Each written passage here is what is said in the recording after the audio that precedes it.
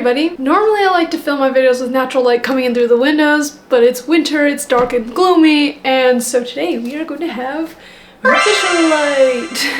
So that's why it looks a little different if you were wondering, but I know no one was wondering. It's just me. Today's topic is scholarships, and I want to tell you all about the ones I applied for and actually received. My history with scholarships is not that much. I never really liked applying for them very much just because I never felt like I could win a merit contest because of my grades or any essay that I write, nor do I qualify for needs-based scholarships. So I've never really given scholarships a lot of thought before.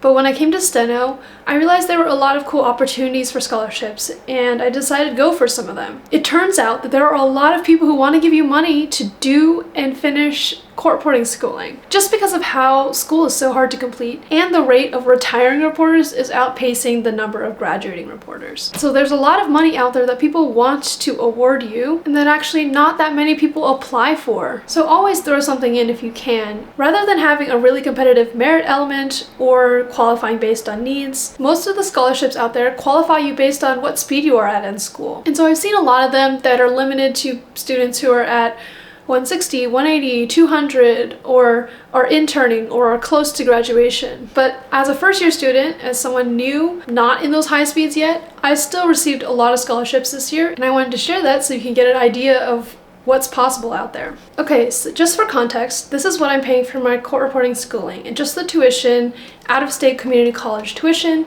and this is not including any of my other materials, what I pay for like real-time coach each semester, any equipment or anything. So just tuition. My first semester I took 11 credits and that was $3,400, and my second semester I took 8 credits, $2,500, and my third semester I took 11 credits as well, 34 again. And remaining in the program, I have 14 credits left to take next year. So I have way less credits next year than I already took this year. The first scholarship I want to mention is actually through my school. So at Cuyahoga Community College, they have a scholarship thing going on, and it's going to be different per school, but my school personally, they have a general applications. It's mostly a lot of questions on like your demographics, your background, do you have needs? And then there's a small personal statement and essay.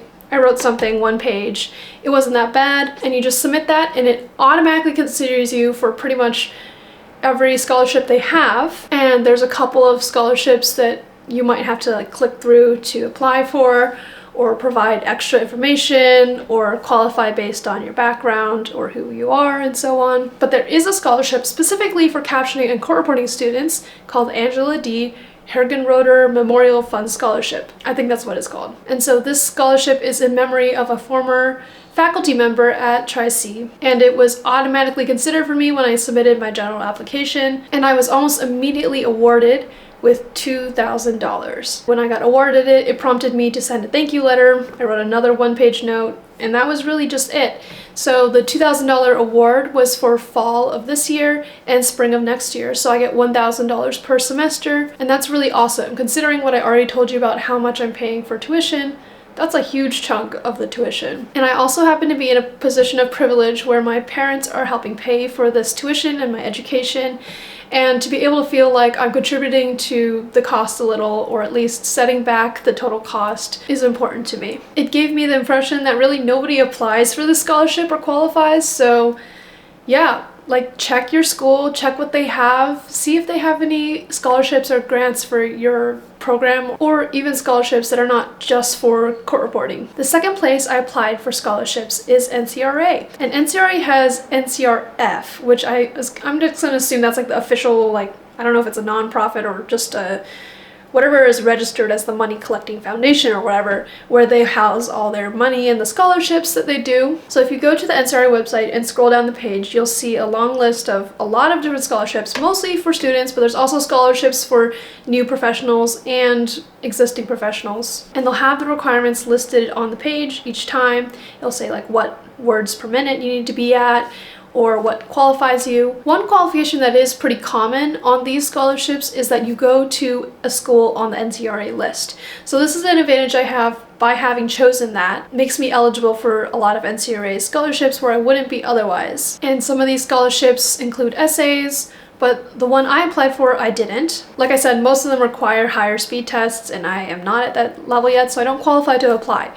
But I did apply for the A to Z scholarship, which awards $750, and you can apply if you have completed A to Z and you've passed a 60 words per minute speed test at your school. So I took my A to Z program a long time ago at this point, but my teacher kept telling us about this opportunity for the scholarship and saying that we should apply. So when it finally did open again this year in, I think, August, I made sure to apply, and I was really lucky enough to get chosen for that. And they just sent a check for $750 to my school.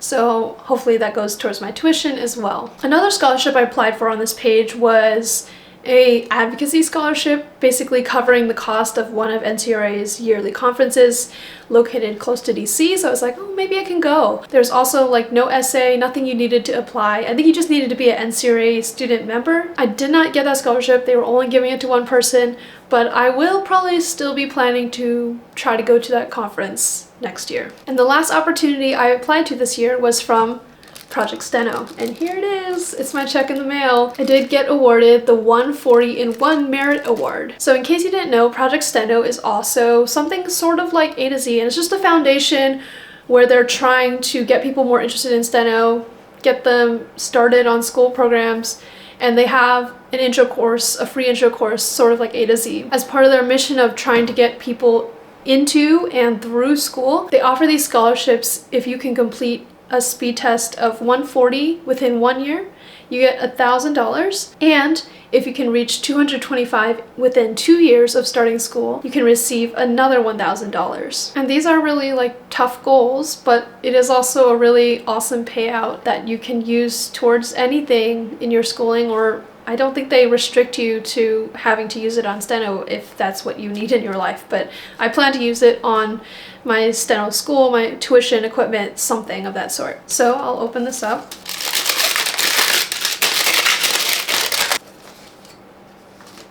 That is really embarrassing. I tore the check. And here's my letter from Project Steno. Thank you so much to Project Steno. And so for this award, if you're starting school, be sure to register your name with them within starting school if you're shooting for this. It really just worked out for me because this kind of aligned with my goals of being on track for the first year and aiming for the 2-year goals. So this has been like a cool extra incentive to really work for and reach my goals. And so just from scholarships I earned in my first year, before even completing theory, I've already received $3,750 in scholarships, and I'm so thankful to the people who have awarded this to me, and I'm really appreciative of it, and it really motivates me to like stay on track and repay that trust by pulling out results. I definitely will plan to find and apply to more scholarships next year, especially as I reach those higher speeds. And for any students or will be students out there, I encourage you to look for opportunities to apply for scholarships, check out your state organization,